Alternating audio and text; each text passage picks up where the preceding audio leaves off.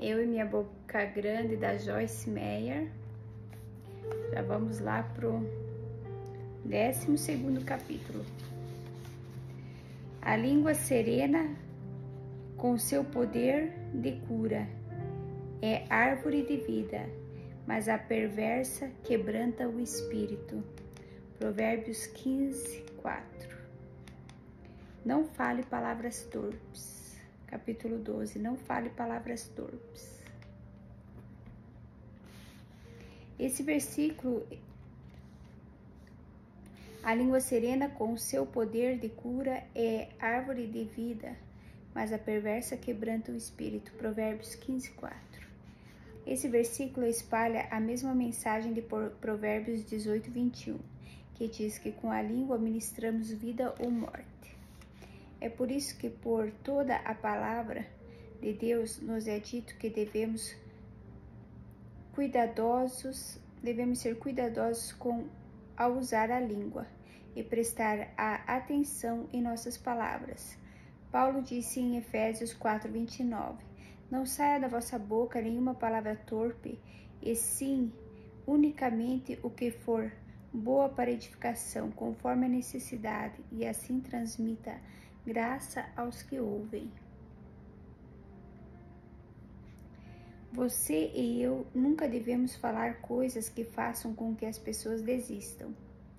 Não devemos nos deixar poluir com palavras negativas que saem dos nossos lábios. O escritor de Provérbios nos diz que a língua perversa quebranta o espírito. Observe que a palavra espírito é escrita com o E maiúsculo, porque não se refere ao Espírito Santo, e sim ao espírito humano. É escrita com o E minúsculo, porque não se refere ao Espírito Santo, e sim ao espírito humano. A depressão é outro problema criado e aumentado por pensamentos errados, os nossos ou de outras pessoas. Não usemos nossa língua para ferir, quebrantar ou deprimir, mas para curar, restaurar e encorajar, engrandecendo o bem sobre o mal. Não te deixes vencer do mal, mas domine o mal com o bem. Romanos 12:21. O que creio que o Senhor quer nos ensinar é que em cada situação há algo bom e ruim, assim como nas pessoas há o bem e o mal. Todos os dias haverá algumas coisas que nos agradam e haverá coisas que podemos dispensar. Por sermos filhos da luz, para engrandecer o Senhor, Ele quer que aprendamos a engrandecer o bem na vida dos outros e em nós mesmos. Nesse sentido, engrandecer significa tornar maior. Quando levantamos nossa voz e dizemos, Senhor, nós te engrandecemos, tornamos Deus maior do que todos os nossos problemas. Isso é o que Ele quer que façamos, com o bem em nossa vida, torná-lo maior que o mal. Novamente, essa é uma escolha que precisamos renovar constantemente e continuamente, para que ela se torne um hábito em nós, superando a fortaleza do negativismo. Porque as armas da nossa milícia não são carnais, armas feitas de carne e sangue, e sim poderosas em Deus para destruir fortalezas, anulando nossos sofismas. 2 Coríntios 10:4.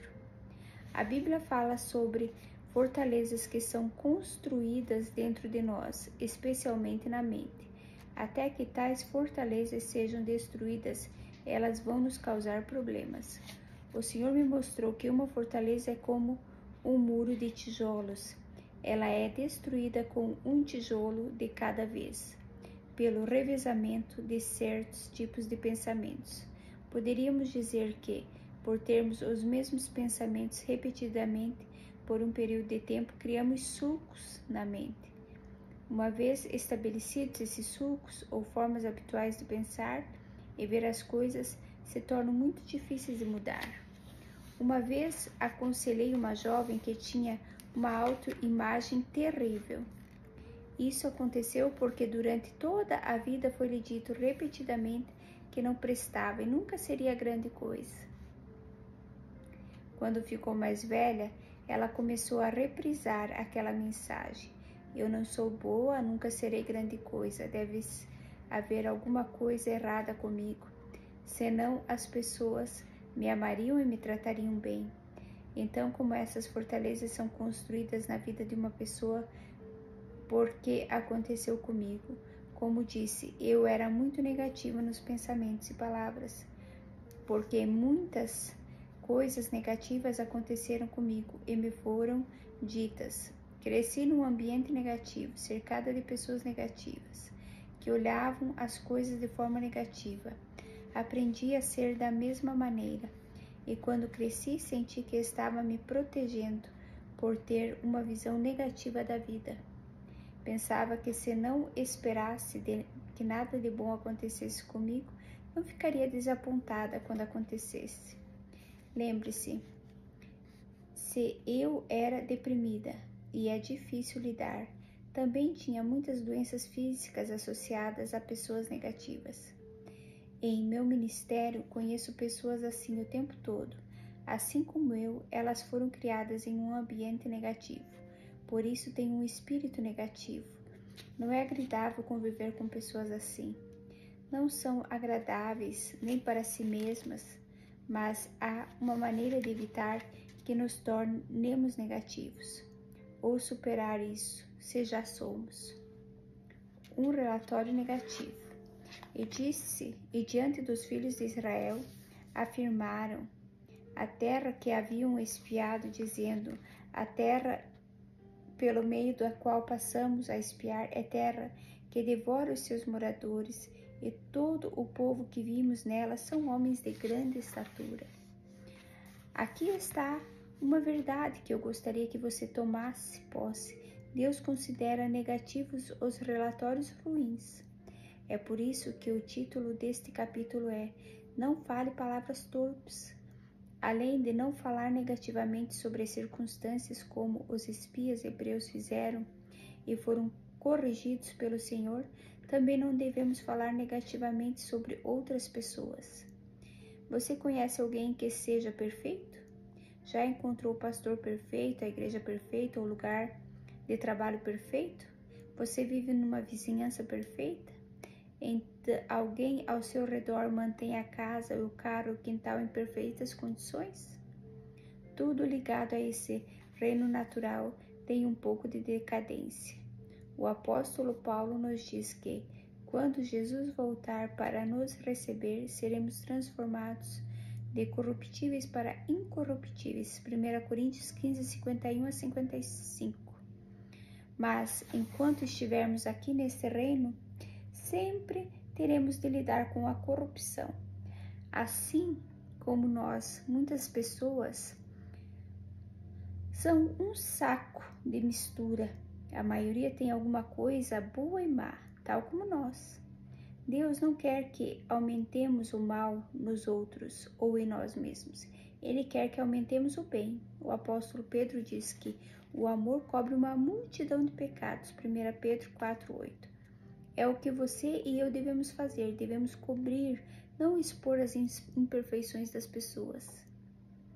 Não estou falando de fechar os olhos para tudo de ruim nesta vida, ou nunca reconhecê-lo e lidar com ele. O que estou tratando neste estudo não é das nossas ações externas, mas dos pensamentos que ocupam a mente e das palavras que saem da nossa boca. Não importa se uma pessoa está agindo mal comigo ou com você. Contar a todo mundo o que está acontecendo conosco não vai melhorar nada. A situação. Há somente uma coisa que vai fazê-la melhorar. Voltarmos para o Senhor e clamar pela sua ajuda. A razão pela qual precisamos parar de correr para os outros, queixando-nos da nossa situação, é porque quando agimos assim, outro tijolo é acrescentado à fortaleza que está sendo construída em nossa vida.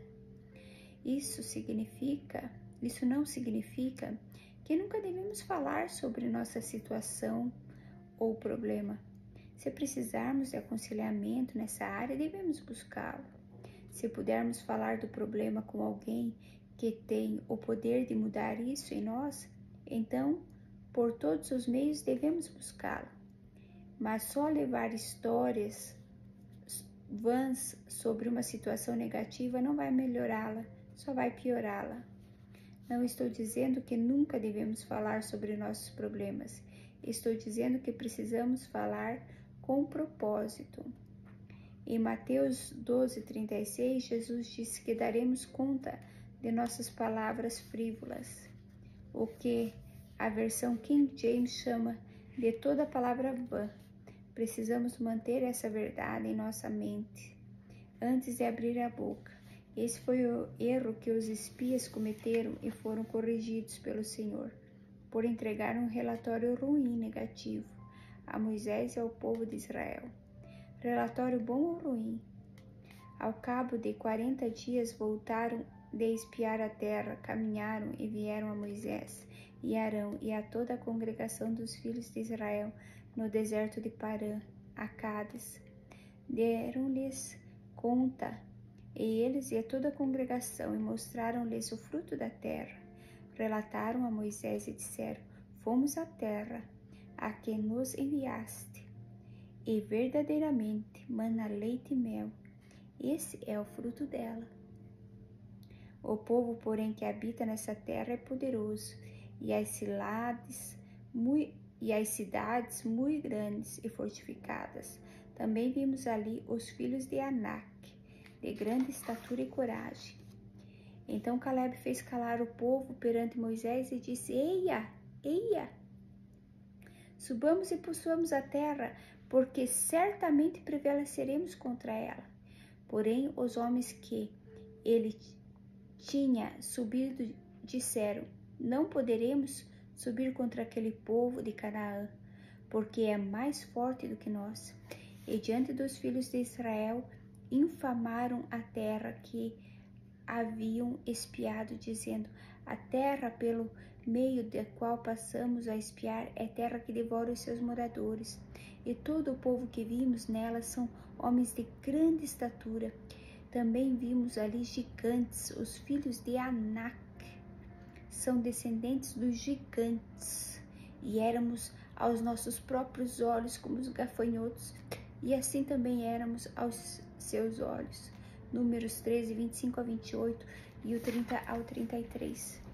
Quando os 12 espias voltaram da expedição de reconhecimento na terra prometida, somente Josué e Caleb deram um relatório favorável. Os outros 10 produziram um relatório ruim ou negativo. Não foram todos para o mesmo lugar e não experimentaram as mesmas coisas? Então, por que essa divergência em seus relatórios? Você sabia que 5 pessoas podem ser confrontadas com a mesma tribulação? 4 podem ser totalmente derrotadas simplesmente por causa da sua atitude, e uma pode ser vitoriosa pela mesma razão. Por que a diferença? Por que uma escolhe engrandecer o bom enquanto as outras escolhem engrandecer o ruim? Lembre-se, assim como na história dos gigantes de Canaã, tudo o que é engrandecido se torna ainda maior aos olhos daquele que está engrandecendo. Seja o que for que estejamos falando, isso é o que vai se realizar, seja negativo ou positivo. Mantenha o vaso purificado e preparado para o uso do Mestre. Ora, numa grande casa não há somente utensílios de ouro e de prata, há também utensílios de madeira e de barro, alguns para a honra, outros porém para a desonra. Assim, pois, se alguém a si mesmo se purificar do que é impuro e vil, que se separa do contato com influências corruptas e contaminadas, destes erros será utensílio para a honra, santificado e útil ao seu possuidor, estando preparado para toda boa obra. 2 Timóteo 2, 20 a 21. É difícil não falar sobre os nossos problemas. Você sabe por quê? Porque queremos compaixão. Se continuarmos a falar para todo mundo como nos sentimos e como essas coisas são horríveis, não vai demorar muito e não haverá mais ninguém com quem conversar. É possível cansar as pessoas com o nosso relatório negativo, mesmo aqueles que mais se importam conosco. Não importa o quanto nos amem, elas não querem ouvir aquele mesmo relatório negativo dia após dia. Uma razão é porque já têm seus próprios problemas e não querem nem precisam suportar os nossos. Isso é compreensível. Quantos de nós pode verdadeiramente dizer que quer ouvir os problemas de alguém o tempo todo? Se a questão é essa, talvez nós é que precisamos de aconselhamento e oração. Você e eu temos duas responsabilidades em relação aos relatórios ruins. Primeiro, não produzi-los. Segundo, não recebê-los. Vou pegar aqui meu chazinho.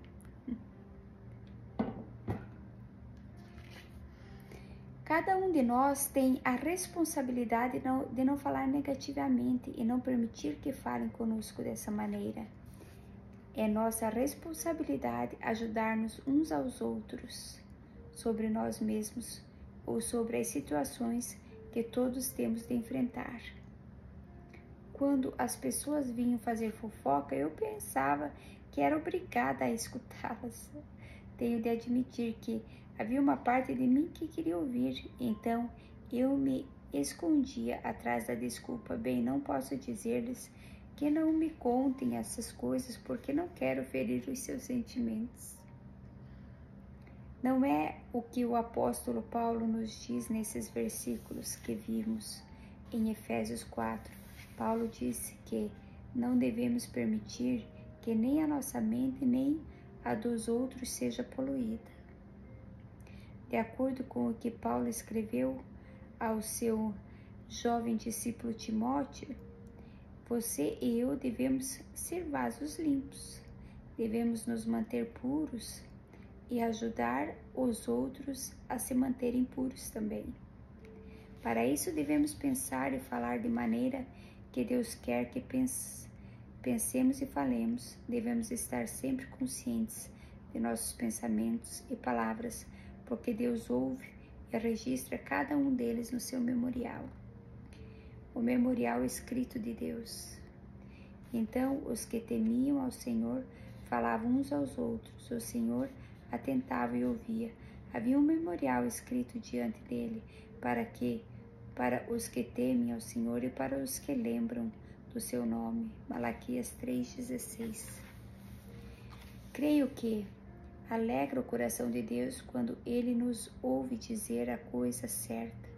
E também acho que Ele fica muito infeliz, quando usamos a língua para fofocar, murmurar, acusar, maldizer e causar problemas para nós mesmos e para os outros, quando aumentamos nossos problemas em vez de exaltar a Deus.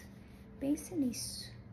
Você e eu temos a oportunidade de agradar o coração de Deus, agradecendo em nossas conversas. Podemos andar como filhos da luz, sendo sal e luz para o mundo, engrandecendo o nome do Senhor, ou podemos engrandecer o inimigo e sua obra.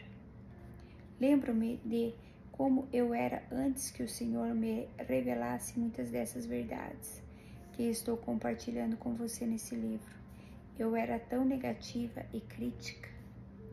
Podia entrar na casa de alguém que havia sido redecorada recentemente, que em vez de admirar todo o bom trabalho que havia sido feito, tudo que eu conseguia ver era uma área minúscula na qual o papel de parede não estava perfeito.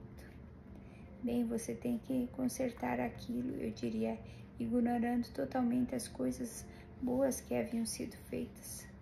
Por acaso, eu tenho uma daquelas personalidades que mostram os problemas. Isso não é de todo ruim, porque se ninguém mostrasse os problemas em minha vida e em meu ministério, não teríamos problemas, nós teríamos problemas. O Senhor me mostrou que não posso sair por aí engrandecendo os problemas e ainda ter paz e alegria. Embora haja problemas em minha vida e em meu ministério, não vai abençoar, ajudar, edificar ou encorajar a mim ou qualquer outra pessoa se eu engrandecer tudo de negativo que vejo. Não significa que eu ignore os problemas e nunca lide com eles. Significa que tenho que colocá-los na perspectiva adequada. Hoje, quando entro na casa de alguém que foi decorada recentemente, embora ainda veja imperfeições mínimas, não mais me concentro nelas. Pelo contrário, eu digo alguma coisa assim: adorei seu carpete.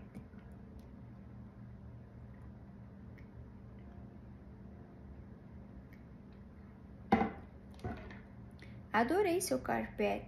Encontro algo pelo qual ser positiva e encorajadora, e mais tarde, em particular, posso apontar o problema mínimo com o papel na parede dizendo: talvez você queira colar este pequeno rasgo. Como vê, há uma forma adequada de lidar com assuntos sensíveis. A Bíblia diz que Deus vê como lidamos em todas as circunstâncias da vida. Dê o bom relatório, não o relatório ruim. Os amalequitas habitam na terra de Negueb. Os heteus, os jebuseus e os amorreus habitam na montanha. Os cananeus habitam ao pé do mar e pela ribeira do Jordão. Números 13, 29. Quando os 12 homens voltaram com os seus relatórios depois de espiar a terra que o Senhor lhes tinha prometido dar, eles falaram sobre os diferentes povos que a ocupavam: os amalequitas, os heteus, os jebuseus, os amorreus e os cananeus.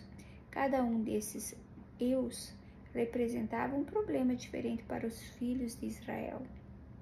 É por isso que 10 dos 12 relataram: sim, é uma terra que mana leite e mel, mas... E são sempre os mas que nos causam problemas na vida. Esses 10 desafiaram os milhões de israelitas que estavam decidindo se deveriam atravessar o rio Jordão e tomar posse da herança. Quando começaram a ouvir o relatório ruim dos 10 espias medrosos, eles ficaram impregnados do mesmo espírito e começaram a murmurar e duvidar e a temer. Como vimos no versículo 30, Caleb viu o que estava acontecendo e imediatamente levantou-se e tentou acalmar o povo, assegurando-lhes que, com a ajuda do Senhor, eles seriam capazes de ir e dominar a terra. No entanto, em vez de ouvir o bom relatório de Caleb e Josué, o povo de Israel preferiu ouvir o relatório ruim dos 10. Todos os dias temos a oportunidade de gerar um relatório bom ou ruim, de engrandecer o Senhor ou engrandecer o inimigo. É por isso que o Senhor nos deu esta palavra, para que escolhamos usar a língua, não para falar o mal, mas para falar o bem. Tempo de estar calado e tempo de falar. Tudo tem tempo, tem o seu tempo determinado, e há tempo para todo propósito debaixo do céu. Tempo de estar calado e tempo de falar. Eclesiastes 3, 1, 7. Como vemos nessa passagem de Eclesiastes, há tempo para tudo. Há tempo para lidar com os problemas e há tempo para deixá-los. Há tempo para mostrar a alguém que seu papel de parede está descascado, e há tempo para ficar calado sobre isso. É sábio saber quando falar e quando não falar, mas, como regra geral, é sempre tempo de exortar e encorajar os outros. Mark Twain costumava dizer que ele conseguia viver 2 meses com um bom elogio. Eu creio que isso seja verdade para quase todos. O diabo está fazendo um ótimo trabalho ao destruir e derrotar todo mundo. Ele não precisa da nossa ajuda. Precisamos estar do lado de Deus, não do inimigo. Isso é parte de nosso problema. Nossa natureza caída sempre se inclina para o lado errado das coisas. Ela quer sempre encontrar falhas e engrandecer os problemas. Mas nossa natureza nascida de novo quer abençoar e engrandecer o que é bom. Como sempre, a escolha final é a nossa. Esqueça o passado e prossiga.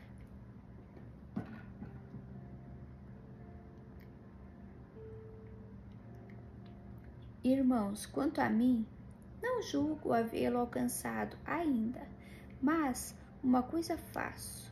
Essa é a minha única aspiração, esquecendo-me das coisas que para trás ficam e avançando para as que diante de mim estão.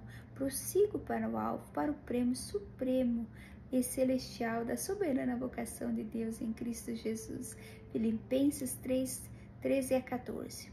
O diabo quer que cada um de nós se concentre em quantas vezes falhamos, em vez de em quantas vezes acertamos. Quer que focalizemos nossa atenção no quanto ainda temos de andar, em vez do quanto já avançamos. Mas o Espírito de Deus quer que nos concentremos em nossas forças, e não nas nossas fraquezas, nas vitórias e não nas derrotas, nas alegrias e não nos problemas. É por elas que deveríamos estar engrandecendo, pelas obras do Senhor e não pelas obras do diabo. E precisamos ajudar os outros a aprender a fazer isso também. Frequentemente as pessoas dizem: Joyce, eu não sei qual é o seu ministério. Eu lhes digo: bem, até que o Senhor revele a você, porque não tenta um ministério de exortação, encorajamento e edificação. Estas coisas são sempre nosso ministério. É sempre o nosso chamado estimular os outros a buscar o que elas podem ser em Cristo Jesus e encorajá-las a se esforçarem rumo ao prêmio. Não vamos aumentar o ruim, vamos aumentar o bom, vamos aumentá-lo falando sobre ele, sendo positivos em nossos pensamentos, atitudes, posturas, palavras e ações. Como compartilhei com você, eu era tão negativa que não conseguia sequer ver o positivo. Eu lutava, até que finalmente o Senhor me disse: Joyce, se me der sua mente, algum dia você será tão positiva quanto é negativa agora. O Senhor queria que eu desistisse de tentar fazer as coisas pela vontade da carne e começasse a confiar somente nele para me ajudar. Se você é negativo, não sugiro que faça um plano de 10 passos para se tornar uma pessoa positiva. Pelo contrário, sugiro que você entregue sua vontade ao Senhor, que é todo positivo. Diga-lhe: Senhor, eu quero ser como tu, ajude-me a ser positivo e não mais ser negativo. Peça a Deus para mudar você. Filipenses 1:6. Faça o que Deus disser a você para fazer. Coopere com seu espírito e siga sua liderança e orientação, enquanto você passa da escuridão para a luz, do negativismo para o positivismo, da morte para a vida. A parte de Deus e a nossa parte. Minha aliança com ele, minha parte com Levi, foi de vida e de paz. Ambas lhe dei eu, para que a parte dele me temesse, reverenciasse e adorasse. Com efeito, o sacerdote, ele me temeu e tremeu por causa do meu nome. A verdadeira instrução esteve na sua boca, e a injustiça não se achou nos seus lábios. Andou comigo em paz e em retidão, e da iniquidade apartou a muitos, porque os lábios do sacerdote, do levita, devem guardar o conhecimento, e da sua boca devem os homens procurar a instrução, porque ele é mensageiro do Senhor dos Exércitos. Malaquias 2, 5-7. Essa passagem lida com os sacerdotes é o tipo de língua que eles têm de ter. Por ser uma ministra do Evangelho, esse estatuto é sempre de grande interesse para mim. De acordo com Apocalipse 1:6, todos nós somos reis e sacerdotes, porque Jesus Cristo nos constituiu reino, uma raça real. Sacerdotes para o seu Deus e Pai. A Ele a glória e o domínio pelos séculos dos séculos. Amém. Assim seja. Por isso, cada um de nós deve prestar bastante atenção nesse versículo.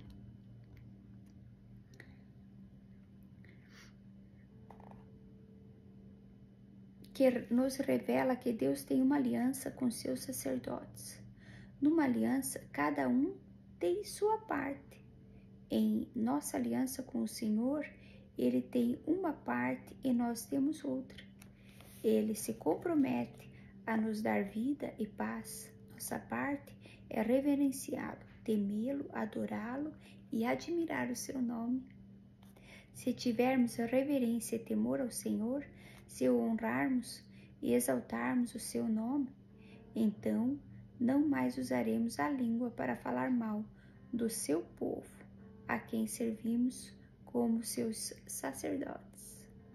A raiz das más conversações.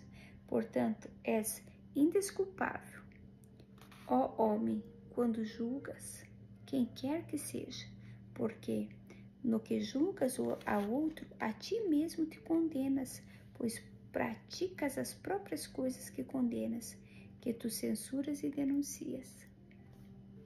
Você sabe, Romanos 2:1, tá lá em Romanos 2:1. Você sabia que a fofoca, a difamação, a maledicência, a falsidade tem uma raiz como uma árvore, uma flor ou uma erva? A raiz dessas coisas é o julgamento, e a raiz do julgamento é o orgulho. Quando falamos mal dos outros é porque pensamos que somos melhores que eles. Uma vez eu estava falando de alguém e o Espírito do Senhor me disse: quem você pensa que é? Aos olhos de Deus, pecado é pecado e errado é errado. Tudo isso é desagradável e detestável para Deus, e também é perigoso. É por isso que Jesus nos avisou em Mateus 7:1-2. Não julgueis, para que não sejam julgados, pois com o critério com que julgardes, sereis julgados, e com a medida com que tiverdes medidos, vos medirão também. E nos versículos 3 e 5 da Bíblia Viva, ele continua dizendo: e porque se preocupar com o cisco no olho de um irmão, quando você tem uma tábua no seu próprio olho? Você diria: amigo, deixe-me ajudar você a tirar esse cisco do seu olho, quando você mesmo nem pode enxergar com uma tábua em seu próprio olho? Fingido, livre-se da tábua primeiro, assim você poderá enxergar para ajudar o seu irmão. Minha paráfrase dessa passagem é: por que tentar tirar a trave do olho do seu irmão quando você tem um poste telefônico no seu? Eu entendo o que o Senhor quis dizer quando me disse. Eu entendo o que o Senhor quis dizer quando me disse: quem você pensa que é? Porque continuou dizendo: é do meu filho que você está falando. A partir daquela experiência, aprendi a ser muito cuidadoso ao criticar, julgar e condenar as outras pessoas, principalmente outros crentes, porque, como ministra sacerdotisa, essa é uma violação do meu chamado divino. Como você é um sacerdote para o nosso Deus, essa atitude também é uma violação do seu chamado divino. Mantenha a verdadeira instrução em sua boca. A verdadeira instrução esteve na sua boca, e a injustiça não se achou nos seus lábios. Andou comigo em paz e em retidão, e da iniquidade apartou a muitos. Porque os lábios dos sacerdotes devem guardar o conhecimento, e da sua boca devem os homens procurar a instrução, porque ele é o mensageiro do Senhor dos Exércitos. Malaquias 2, 6-7. Somos sacerdotes e reis para nosso Deus. Por isso precisamos manter a verdadeira instrução em nossa boca, e não mais julgar, criticar ou condenar. Não ser um fofoqueiro ou intrometido, e não seja intrometido.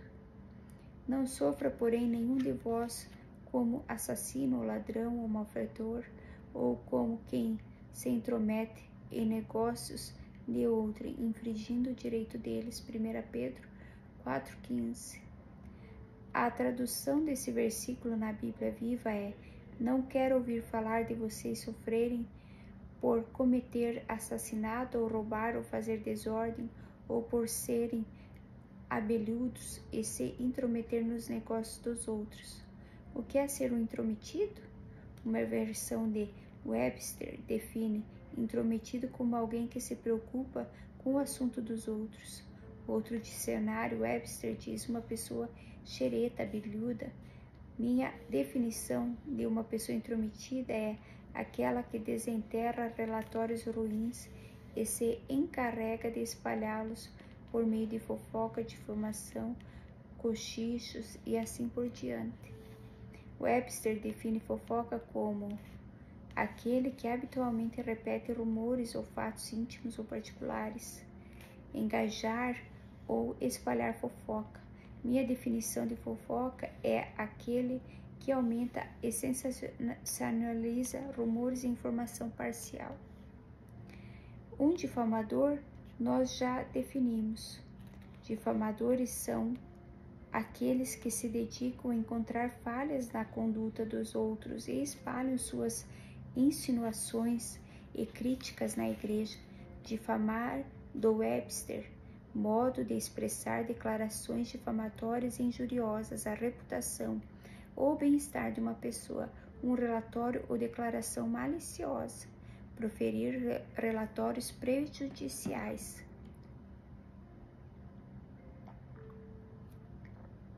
Cochichar está definido no dicionário Webster como uma crença, rumor ou sugestão expressa secretamente, um cochicho impróprio, falar mansamente ou particularmente, como se fofocando, difamando ou intrigando.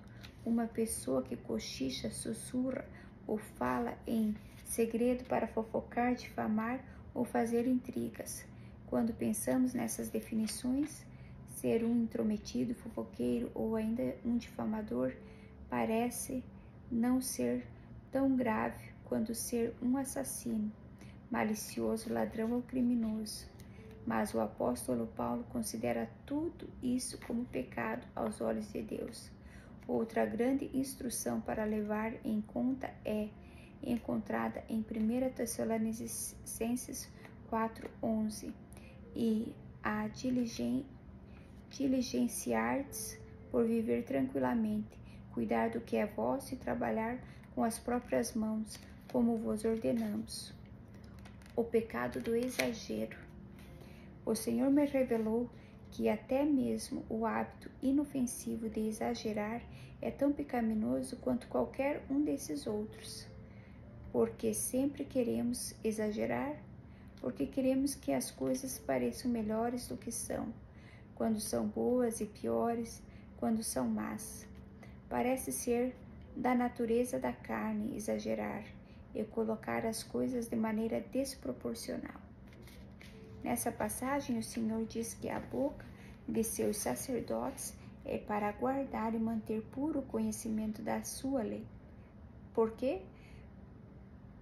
Porque as pessoas buscam, indagam e exigem as instruções da boca do sacerdote, que é o mensageiro de Deus. Como mensageiros de Deus, seus porta-vozes, devemos nos certificar se há instrução na verdade e da bondade em nossa boca e se não falamos mal com nossa língua.